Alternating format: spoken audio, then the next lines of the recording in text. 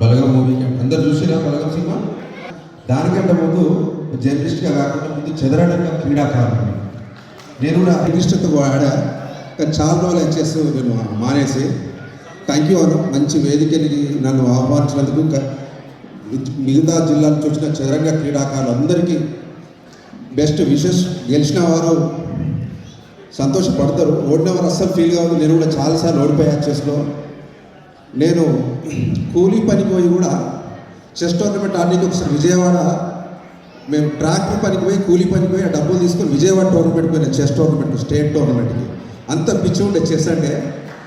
ఆ చెస్ ఆడితేనే ఈరోజు నేను ఈ స్థాయిలో చదరంగం ఆడంగానే పిల్లలు ఇప్పుడు ఎంత బాగా మాట్లాడేట వాడు హుషారు ఒకడు, మరి ఎంత అద్భుతం అనిపించిందంటే కనిపిస్తలేడు. మేము ముచ్చట పెడుతున్నాం, వాడి మాటలు విని ఎవరు మాట్లాడుతున్నారో చూసినాం. వాడు చెస్ గురించి ఎంత అద్భుతంగా ఇంత చిన్నతనంలో మాట్లాడుతుందంటే వాడి బెస్ట్ ఫ్యూచర్ ఉంది అనిపించింది.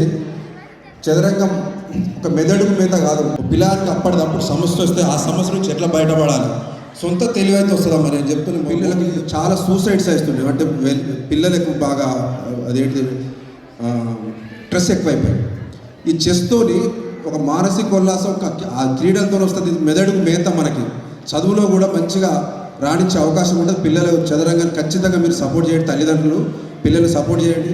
ఇప్పుడు నెక్స్ట్ సిరిసిల్ల టోర్నమెంట్ ఖచ్చితంగా ప్లాన్ చేస్తామను, మాకు కూడా అవకాశం ఇవ్వండి. Chess Telangana domestic chess development community కూడా కృతజ్ఞతలు. అమిత్ పాల్ సార్ మంచిగా మాకు ఒక వేదిక ఇచ్చారు. అప్పుడే మాకు ఉమ్మడి రాష్ట్రానికి ఒకటే ఉండే. నేను అప్పుడు పార్టిసిపేట్ చేసేటప్పుడు మా కనకయ్య సార్ గురువు, చెస్ నేర్చుకుంది వాళ్ళ దగ్గరనే.